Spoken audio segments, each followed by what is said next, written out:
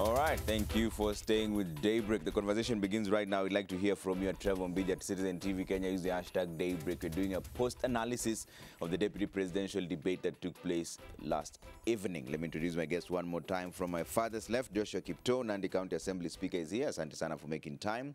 Professor Migai Akech is also here, Advocate of the High Court. Thank you so much for making time. Thank you, Trevor. And Kawive Wambua, Deputy Executive Director, Inuka Kenya. Asante sana for making time. Thank you. Kipto, I'll start with you. Did your issues come out last evening, and who impressed you in the deputy presidential debate? Thank you very much, Trevor. I think in the first question, I don't think we delved too much into the issues. I felt for the 2.5-hour debate, the question of governance dominated at the expense of a wide range of issues that possibly Kenyans anticipated in terms of issue about economy, practicability of the various, or for the two coalitions manifesto, and more or less an in-depth questioning about the visions of Kenya Kwanza and Azimio. So I felt that when it comes to the issues on the table, the issue of governance, and that's why corruption and basically governance around the vision of the two coalitions, either of the two deputy presidential candidates, what their respective coalition seek to achieve on matters governance. So the conversation was mostly dominated around that. So it is one aspect of governance, specifically on the issue of graft, and secondly, on the mode of leadership of the respective deputy presidential candidates. The questioning was around each how each would wish to work with their respective principles. So that took most of the time. And I think there was a limitation as to the diversity of the issues that could be canvassed by the team. Secondly, when it comes to impress, I think in almost a near unanimous decision, the expectation going to the debate was that I think the pressure was on the deputy presidential candidate for Kenya Kwanza, Rigathi Gachagua, whether he would turn up and be able to match up the deputy presidential candidate for Azimio, Honorable Martha Karua. And I think based on that expectation, based on that matchup, Rigathi Gachagua took the day. He exceeded expectation of what I think the public gallery and generally how it'd been profiled and described going to the debate. So you have an advantage when you go to a debate. You have Martha Karua going to the debate with the assumption that she will assail Rigathi Gachagua and she will come on tops.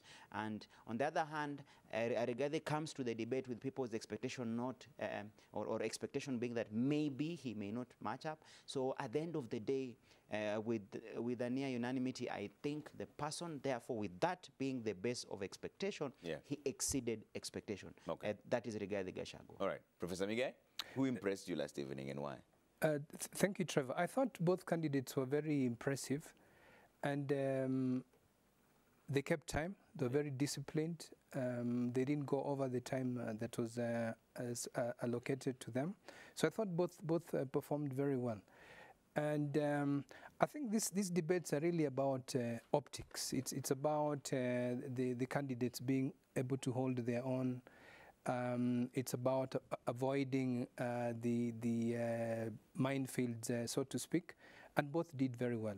And I think the pressure was on, as Joshua is saying, I think the pressure was more on Rigathi Gachagua, given what has been going on, what we've been reading in the press. But I thought he performed very well. But on the issue, from what I've been reading, it seems that people were disappointed that the economic issues were not given prominence. I disagree with that, because I think governance is everything. You cannot have a good economy, you cannot have social and economic development without good governance. So for me, it was great that we put good governance at the center of the conversation about this election, and that I want to explain why that is the case. Because corruption does not occurs because of impunity, because of lack of accountability, because we don't have institutions that are both independent and accountable. Name it. There are many things. You can't have a good economy if you don't have sound public financial management. So we're talking about public procurement. We're talking about the independence and accountability of the office of the Auditor General. Yeah. All of those issues, I think, for me, it is very key that as Kenyans we address that, because the two parties can have very good manifestos, but unless they're built on a solid foundation of good governance, yeah, then it will never work. Okay. Yes. Kawive, were you impressed last evening with the performance of the deputies and those tier 1 and tier 2 debates? So we'll talk about that also. And my colleagues have talked about tier 2 only. Yes, they only spoken about tier 2, but we'll come to tier 1. No, I think in tier 1, the representative of Roots Party, Justina, was very impressed. She managed to control the debate, with Ruth, so that then they ended up talking about a Roots manifesto and all that. And in terms of being very focused on it and all that, she was, from the four of them, she was the one who sort of hammered and had a lot of energy. Yeah. But all in all, the first tier, the discussion sort of stalled. It stalled in terms of progressing to the issues that Kenyans are interested in. And in the second one, I think we were not prepared for the kind of maturity that happened. That people thought Karua would be, Brosk would be, charged and all that. And I think I liked the way she put on the issues, yeah, avoiding all provocations, ensuring that she was level-headed, avoiding throwing and taking barbs from Rigathi. And I thought it was a very, very mature debate. And for me, the focus is, how do you deal with the leadership question? Yeah. In this country, if you deal with the leadership question, the integrity question, then you are good to go. Because everything else can work when we have leaders who are dependable, who are approachable, who are resonating with the needs and the feelings of Kenyans, and who have the interest of the country at heart. Yeah. Yes. But Joshua, did we miss it at Article 147 of the Constitution, Article 147(2) to be precise, where it's not explicit on the roles of the deputy president? It simply just says he or she will deputize the president and execute functions conferred by the Constitution and assigned by the president. Was that an oversight? Because the kind of deputy, question about the kind of deputy each of them would be came up. But the Constitution itself does not describe what a deputy should do, essentially. I would want to echo the sentiments of my teacher, Prof. And Prof has mentioned something that will go into understanding the premise of that article. Prof has mentioned about the two contestants being balanced and disciplined. And the question on governance ended up being, what vision are these two respective deputy presidents seeking to bring to their office? And the question was, how are you going to work with your principle? What came out of the debate? I felt that each of the two contestants, especially Tier 1, worked hard to justify that what will be critical will be synergy. You could see Rigathi Gachagua insisting that for them it's a lesson learned from the Jubilee coalition debacle, whereby a president and the deputy president can work despite having strong personalities. So you could see that Rigathi was trying to showcase that, and Article 147(2), the deputy president being a principal assistant, beyond just being a principal assistant and expected to deputize and get to work on assigned roles by the president, he was making a case for, you can still be a strong personality, but you can insist on synergy. Yeah. You could see Martha Karua insisting and hammering on that point and saying everything will be around collectivity. I think she brought the point of agreeing to disagree within the confines of the law, so that by the time we come out as a team, we speak one voice. So I felt that in yesterday's debate, that was not lost. We just need to understand this aspect of a principal assistant.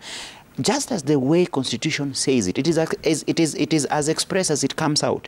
You are the principal assistant. You execute the duties in more or less to complement the president, but at the same time, in the absence of the president, the deputy president takes charge. And there was something that came out from the debate, and I think both candidates brought it out well by saying that you are first among equals within the cabinet. And that is why you could hear the question about, does Azimio or has Azimio overstepped by assigning a ministry to the deputy president? And I think that somehow answers the question. The Constitution gives a government flexibility. Remember, the government has a tool of structuring or creating an architecture for its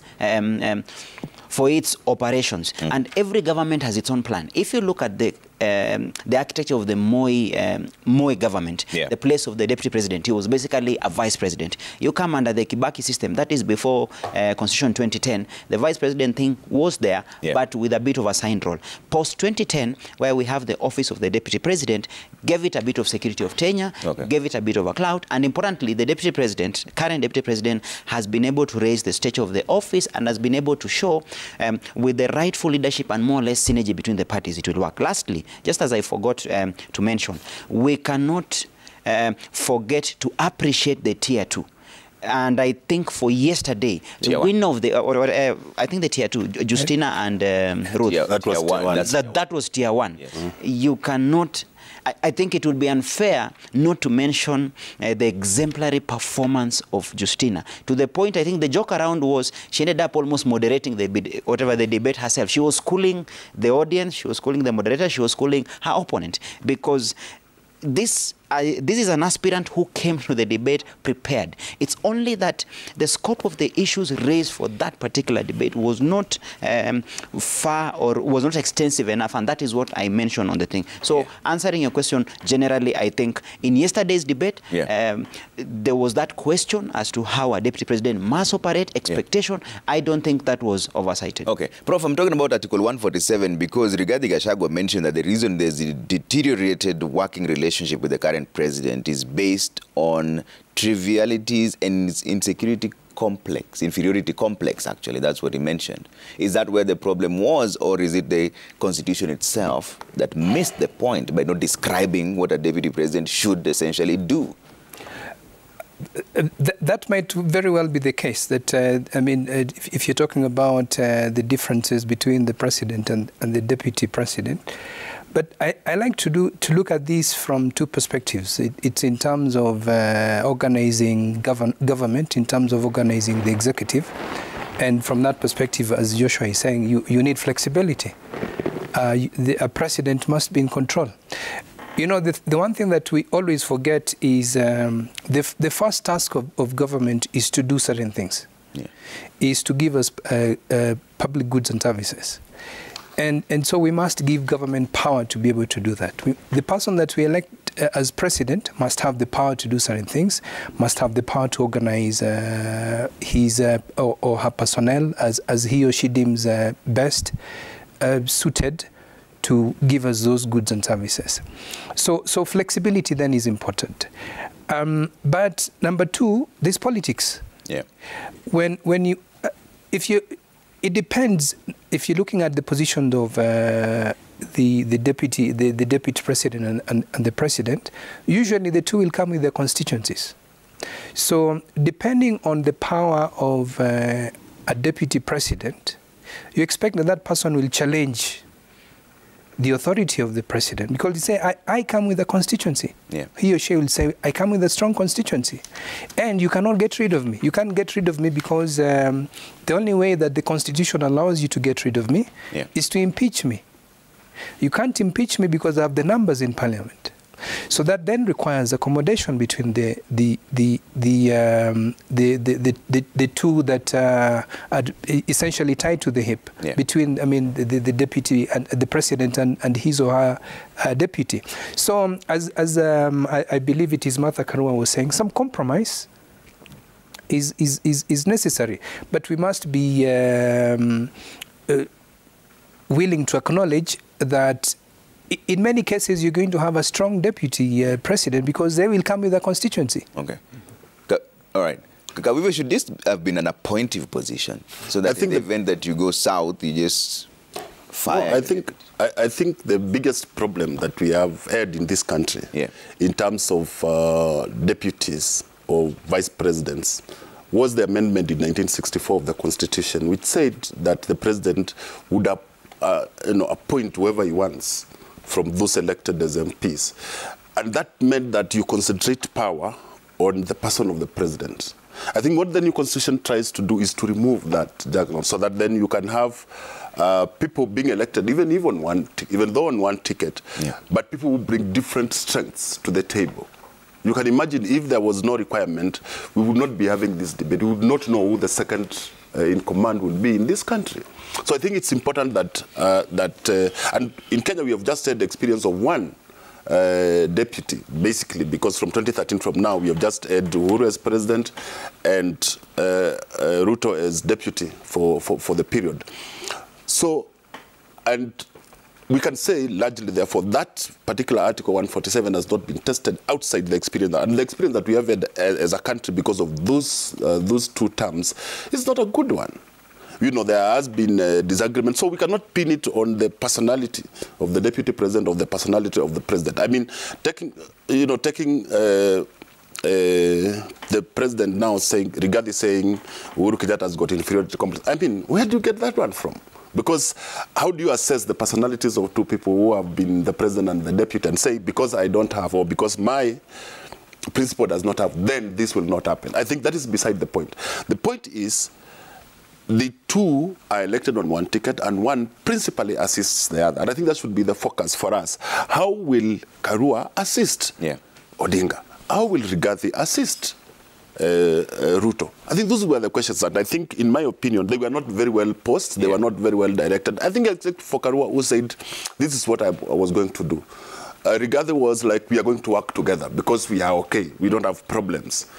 I mean, is that the only thing that we look for in a deputy, having a problem, having a strong personality or a weak personality? No. But the Constitution did not foresee a situation where the president might not see eye to eye with the deputy and therefore not assign the deputy roles. You know, as a matter of fact, the Constitution requires that the president assigns the deputy roles. So if he doesn't, he's the one. And it also requires that the deputy takes up roles that have been assigned by the president.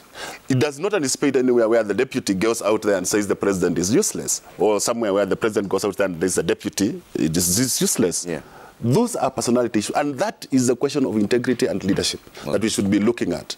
Because if you have been assigned a duty, you should do it. Yeah. If you are not able to do it, shape out. Okay. Yeah, I think that's for me. That is one perspective. Prof first. Yeah. Sorry. That is not how politics works. Yeah. I think you have to look at this in terms of the strengths that individuals will bring to these positions. And part of the architecture of the Constitution is to constrain the exercise of power, so that we talk a lot about the imperial presidency. Yeah. We've tried. I don't think we have quite succeeded, but we've tried to constrain the imperial presidency quite a bit. And part of how we do it is by asking the president to share power, share power, including sharing power with the deputy. The individual that is likely to become a deputy president is somebody who's likely to have a constituency. So disagreements are bound to happen. And this is not unique to Kenya. Yeah. So it's a matter of the two being able to say, let us accommodate one another. Okay. But also realizing that you can't have two centers of power. The president must have, as I was saying, the president must have the flexibility to say that, look, if I am not able to agree with my deputy politically, I'll find other ways of achieving the goals for which I've been elected in office. Yeah. Yes. And Kipto, is that where the gap is? Because, you know, at this particular point, you can't blame the deputy president for not doing jobs that he wasn't given. The Constitution itself says he will be assigned duties. If he wasn't assigned duties, what do you expect? How do you measure his performance? Good. So first thing first, I will not blame the law. The Constitution has done its bit. What is the expectation of a Constitution? The Constitution is not expected to be the one that describes ABCD to the detail, that the implement of the Constitution has hands tied. And Prof said governance and politics needs that flexibility. And I want to juxtapose two things. I want you to compare county governments, governor, deputy governor, president, deputy president. What has been the biggest complaint in county governments? The cases of deputy governors being idle and doing nothing. And that has been a serious problem to the point, you remember when Sonko had Rigathi resigning on the basis of not doing anything, then that is when the first question came, that does the County Government Act specifically describes what a deputy governor should do, beyond just saying that they'll be a deputy governor. So my answer to this is we need to be alive to the fact about politics. Politics is dynamic in nature, and there's something we are missing here. Something unique about the last 10 years, and this is the lesson I've seen the current two leading contenders have learned. Yeah. In 2013, you had a duopoly of power. You had a case of a 50-50 government between Uhuru Kenyatta and William Ruto, where there were principles per se, where URP and TNA came together on the basis of sharing power. So you had a deputy president coming in as a co-principal. And in the first term, it worked in a way because each of the two sides of the divide within the Jubilee coalition kind of nominated their respective cabinet secretaries. Where did the rain start beating? Coming to the second term, you could see the president assuming control. And by virtue of walking away from the fact that the deputy president would be expected to give half the cabinet, that basically signaled more or less like a death to that idea of duopoly. Look at Kalonzo Musyoka and Raila Odinga in 2013. It was a compromise again. Musyoka was coming with a constituency, and there was an expectation that there is a sharing of power. Yeah. The only difference is that there was an additional Ford Kenya aspect. Okay. Now look at 2022. Very different. The deputy president, William Ruto, in this case, created a pool and said, we just need to identify a deputy from a region. And he said, more or less like a preserve of Mount Kenya. Okay. When it comes to the positioning, the deputy president negotiated directly with the other players. That is why there was flexibility. Musalia Mudavadi, there is Wetangula, there is Kilifi, outgoing governor Amason Jeffa Kingi. There was that flexibility. And Rigathi Gachagua does not come on the basis of being a co-principal. Okay. He comes as a principal deputy. Let's look at Raila Odinga with Azimio, very big coalition. And Martha Karua is not being brought to the ticket as a co-principal or as a case of being a coalition partner. Not at all. Several parties, agreements signed between individual parties, and then the presidential candidate given that room to say, now let us choose one. And Azimio chose the idea of interviewing. Okay. So from my understanding, I'll give it a political aspect. Yeah. What has made us have this question as to how a deputy president can work with the president, politically speaking, the last 10 years was on the basis of sharing power. 2022 going forward, the two principals have learned their, or whatever their lesson, and you've seen for them, they have looked for specifically principal assistant that will make it easy for either of them when they get to power to basically focus on agenda. That's why Rigathi will speak and say, we. Yeah, we have to take a quick break. I have to take a quick break. We'll be back with more on this. We also want to talk about state capture, financing campaigns, wealth declaration. They spoke about all those issues, but let's take a quick break on Daybreak. When you come back, keep your views coming at Trevor Mbidja at Citizen TV Kenya. Use the hashtag Daybreak. See you shortly.